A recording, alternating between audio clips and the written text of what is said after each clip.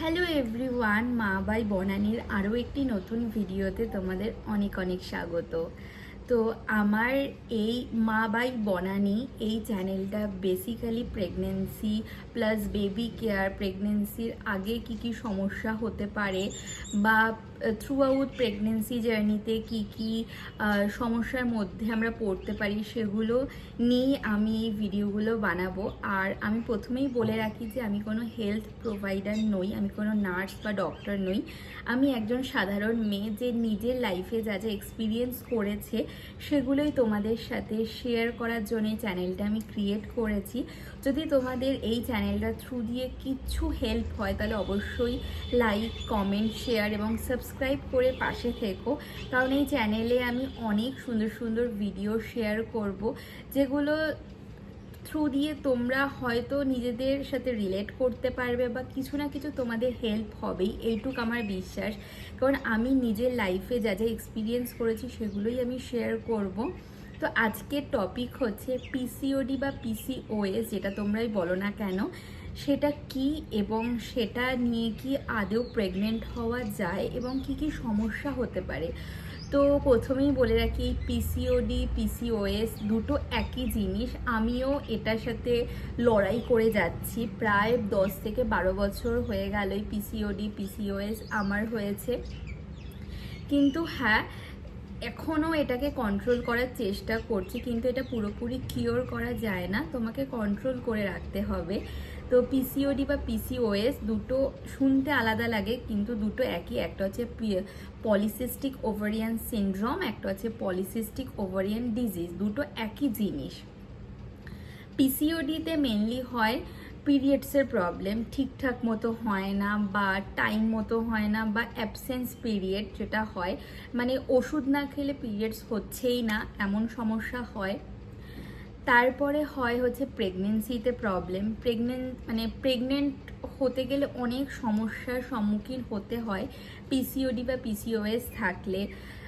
তারপরে অতিরিক্ত পরিমাণে ওজন বেড়ে যাওয়া, তারপরে মুখের যে কোনো জায়গায় অবাঞ্ছিত লোম হওয়া, যেমন এই পোর্শানে লিপসের ওপরে অবাঞ্ছিত লোম হওয়া, এই প্রবলেমগুলো হয়। এবার বলে রাখি, পিসিওডি বা পিসিওএস এই দুটোই আজকালকার দিনে প্রায় 10 জন মেয়ের মধ্যে 9 জন মেয়ের আছে, খুবই কমন একটা ডিজিজ।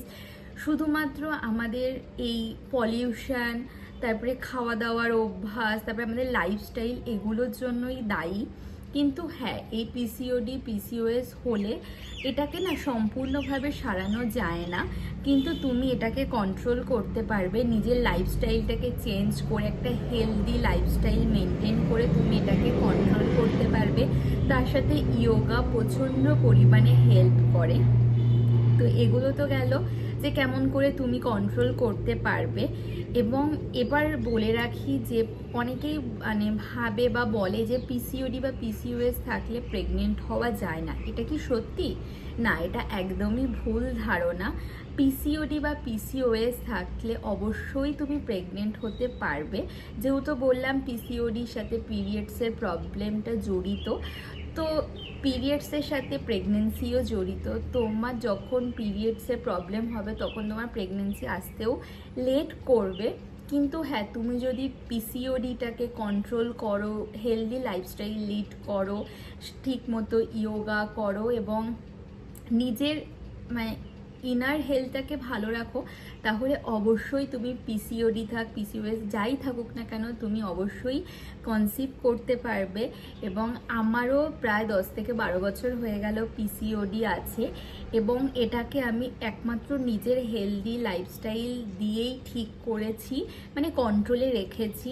কোনো ওষুধ বলো বা যাই বলো, অনেক আমি খেয়েছি, অনেক ডাক্তারও দেখিয়েছি, কিন্তু শেষ পর্যন্ত যেটা আমি দেখেছি, যদি তুমি হেলদি লাইফস্টাইল লিড করো, ঠিকঠাক মতো ইয়োগা করো এবং ওয়েটটাকে মেনটেন করতে পারো, তাহলে পিসিওডি কন্ট্রোল করা যায় এবং অবশ্যই তুমি হেলদি প্রেগনেন্সি অ্যাচিভ করতে পারবে। এবং আমার এখন 6 মাসের একটা বাচ্চা আছে, এই পিসিওডি নিয়েই একমাত্র বিনা কোনো ওষুধে, বিনা কোনো ট্রিটমেন্ট আমি ন্যাচারালি কনসিভ করেছি এবং পুরো প্রেগনেন্সি আমার খুবই স্মুথ গেছে। যদি তোমাদের জানতে হয় অবশ্যই আমি সেই রিলেটেডও ভিডিও বানিয়ে দেবো। তো আজকের টপিক হচ্ছে পিসিওডি পিসিওএস নিয়ে।